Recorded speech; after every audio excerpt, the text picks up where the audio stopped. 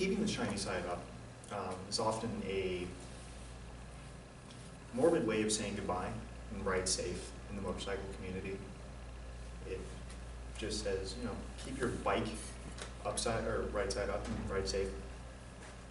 The first thing you do when you're learning to ride or learning how to ride is, you know, how you ride, bar mechanical. Barring mechanical functions such as throttle control, brakes, and all that kind of stuff. That's something you should probably know before you even attempt to get on a bike. How, what you should ride, so more so along the lines of what style of bike, how big of a bike you should get, and what to wear. As far as how to ride, you stay away from cars. And I don't mean be that guy that's blowing down the street at 75, 80 miles an hour or whatever, dodging and weaving through traffic. It just means moving a little bit faster. It means actively avoiding cars that you know, paying attention. People aren't focusing on driving in particular. Riding ahead of yourself, staying about a mile ahead of where you're at. Looking ahead, planning, having an escape route ready to go if things happen to go south. I had an experience early last year, where a lady merged over 3 lanes of traffic. Unfortunately, this was perfectly in my blind spot, so she came out of nowhere and she smashed me. However, had I been paying attention, you can kind of see these. Unfortunately, it doesn't quite show up very well here. You can see how these cars are kind of riding here. Your ideal spot is not to be behind either one of these cars because another car can come up and box you in. Your ideal spot is somewhere in here and moving a little bit faster than traffic. It gives you a better way to avoid cars, and it gives you a better way to get out of situations if need be. You always leave yourself a path open, because if you don't, you're going to end up on the side of the road.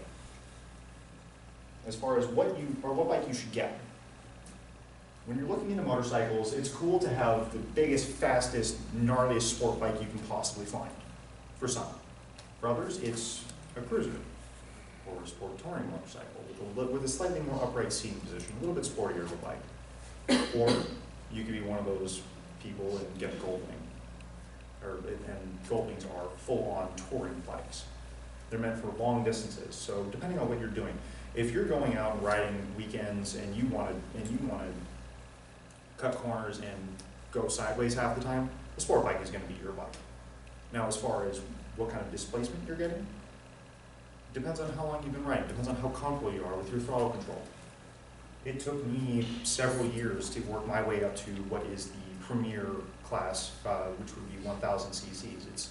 It's basically as fast as a bike is going to get for weight to power ratios. Most people start off on 600s, and some people start off on 300s. 300s are very little. They have no power, realistically, but they are a good bike to learn on. It's roughly a dirt bike with street tires on it. So torquey, it's good to learn on. They're light, they're easy to pick up if you happen to fall over. Other than that, I would say 600. It's a good balance of power and performance and weight. They're a little bit heavier, obviously, with the bigger engine and all of that.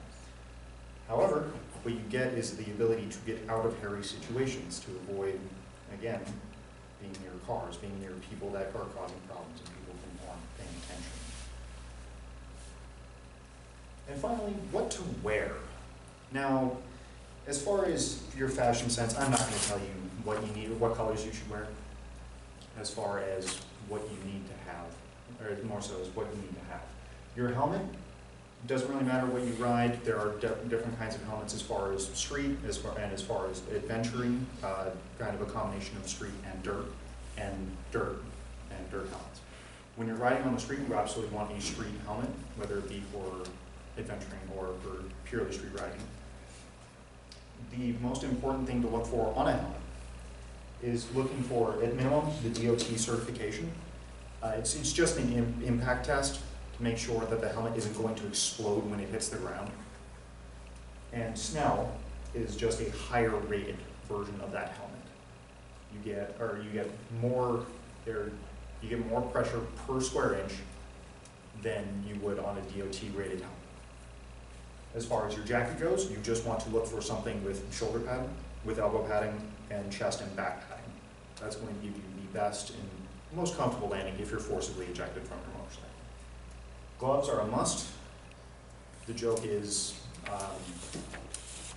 you need a helmet, and you need a helmet and a pair of gloves so that way you survive your crash and you can sign your final will. Pants, I would recommend wearing jeans. It's hot, I know, but they eat it really, or they eat the asphalt really easily. And shoes, don't be one of those people that wears closed-toed or open-toed sandals or whatever. Don't be that guy. And finally, if you follow all this, you'll keep the shiny side up,